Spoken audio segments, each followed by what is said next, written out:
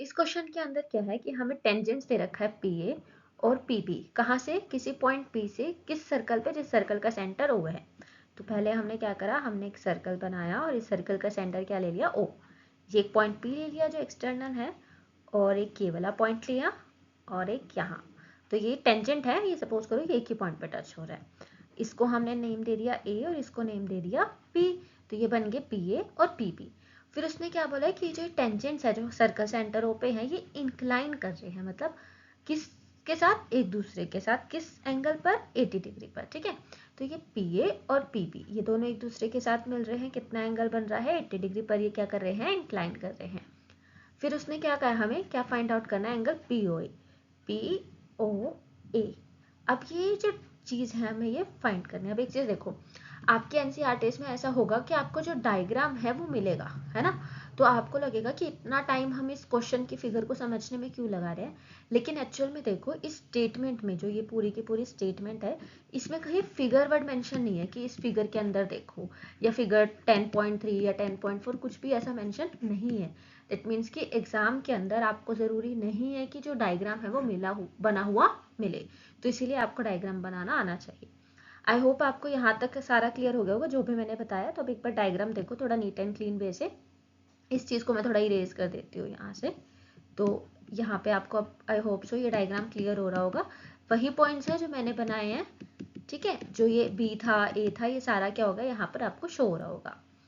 Okay, तो ये हो गया हमारा पी पॉइंट, ये हो गया हमारा ए, और ये हो गया हमारा ओ, ये हो गया बी, ये पी, और ये हमें फाइंड आउट क्या करना है, ये वाला एंगल, ये जो छोटा सा एंगल है ये हमें फाइंड आउट करना है। ठीक है, आपको यहाँ तक क्लियर होगा आई होप सो।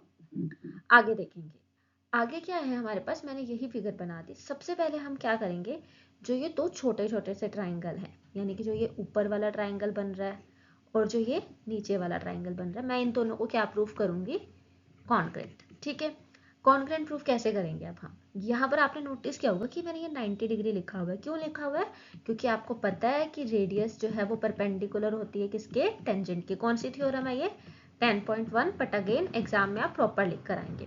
तो सिमिलरली ओ भी रेडियस है और ये पी भी टेंजेंट है, तो ये भी एंगल कितना होगा, 90 डिग्री। अब इन दोनों ट्राइंगल में देखो, इस हिस्से में अभी नोटिस नहीं करना है, पहले यहाँ देखेंगे जहाँ मैं डायग्राम में समझा रही हूँ।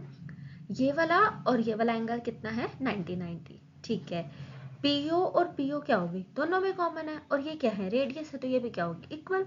तो बस यही वाले पॉइंट्स लिखे हैं। देखो, एंगल पी ए ओ। अगर एंगल के नेमिंग में कंफ्यूजन होता है ना, तो इन्हें जस्ट 1 2 मान लेना। तो ऐसा लिख देना, angle 1 is equal to angle 2। फिर ओ और ओ भी इक्वल है, क्यों इक्वल है, क्योंकि ये रेडियस है। फिर पी ए और पी बी क्या दिया इन्होंने, पी और पी बी भी कह सकते हो आप, या फिर अभी इसका रीजन समझा देती हूँ। क्या कह सकते हो कि O P is equals to O P. ये वाली चीज क्या है हमारे पास, कॉमन है। हमारे पास तो तीन चीजें मिलेंगी ना हमें। तो तीन कौन कौन सी मिलेंगी, एस ए एस, ये वाली, क्योंकि एक एंगल कर लिया हमने और दो साइड्स कर ली, तो उससे भी क्या हो जाएगा, ये प्रूफ, क्या प्रूफ करना है हमें, कॉन्ग्रुएंट। क्या करा, दोबारा देखो, मैं इस पर कलर चेंज कर लेती हूँ हाइलाइटर का, थोड़ा हम लेते हैं ग्रीन। ओके, ये देखो यहाँ पर सबसे पहले एक ही एंगल ये इक्वल करा, ओ ए कॉमन, और ये वाली चीज हो गई हमारी रेडियस। तीन चीजें कौन सी मिली, दो साइड्स है, एक एंगल है, तो एस ए एस क्राइटेरिया लग गया हमारा, उससे ये ट्राइंगल क्या हो गया, कॉन्ग्रुएंट। इसने एक ये वाली लिखी है जो मैंने नहीं बताया आपको अभी तक, इसके अलावा इसने ये भी लिखा है। तो आपके ऊपर, आपको कोई भी क्राइटेरिया से प्रूव ही करना है।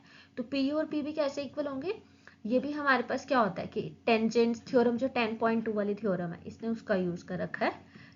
ये थ्योरम 10.2 क्या कहती है कि जो पी ए है और पी बी है वो इक्वल होगा। कैसे, ये थ्योरम है प्रॉपर कि जो अगर हमने टेंजेंट्स ड्रॉ करे हैं किसी एक्सटर्नल पॉइंट से, वो क्या होते हैं, इक्वल होते हैं। तो यहाँ तक क्या हुआ, हमने क्या प्रूव कर दिया अभी कि ये क्या हो गया, हमारे ट्राइंगल्स कॉन्ग्रुएंट हो गए। अब हमने यहाँ तक कर लिया कि ट्राइंगल्स हैं कॉन्ग्रुएंट। अब कॉन्ग्रुएंट हो गए, कॉन्ग्रुएंट होने से क्या होगा, जो ये वाला एंगल है, कौन सा, ये वाला और ये वाला, ये इक्वल होंगे। क्या होगा, ये वाला एंगल और ये वाला एंगल क्या होगा, इक्वल होंगे। तो हमने वही लिख दिया, एंगल ए पी ओ किसके इक्वल होगा, एंगल बी पी ओ के। अब एक चीज देखो, यहाँ पर मैं बना रही हूँ, ये पूरा कितना था, 80। तो जब ये इक्वल हो गए तो ये कितना हो जाएगा, उसका आधा, यानी कि कितना हो गया, 40। क्लियर यहाँ तक, तो मुझे ये वाला एंगल कितना मिल गया, 40। आगे देखो, तो मैंने क्या करा, वही चीज लिख दी है यहाँ पर। क्या लिखा है कि ये वाला एंगल है जो, ये देखो ये कितना हो गया 40, ये चीज़ मुझे फाइंड करनी है, इसीलिए मैंने ये एंगल निकाला, और ये मुझे पता है 90। एक बार हम रिवाइज करते हैं, अभी तक हमने क्या करा, सबसे पहले हमने क्या करा, यहाँ लिख रही हूँ देखो स्टेप, PBO ट्राइंगल और जो नीचे वाला ट्राइंगल है APO, इन्हें क्या प्रूफ करा, कॉन्ग्रुएंट प्रूफ करा। ये क्या था स्टेप 1। सेकेंड स्टेप हमने देखा कि कॉन्ग्रुएंट प्रूफ कर दिया, उसके बाद हमें पता है कि 80 का हाफ हो जाएगा 40, ठीक है, और ये कौन सा एंगल होगा हमारे, इसको भी कोई नाम दे दो, चाहे 1 नाम दे दो, अगर उन्हें दे रखा है तो इसे 3 दे दो, एंगल 3 के इक्वल, ठीक है।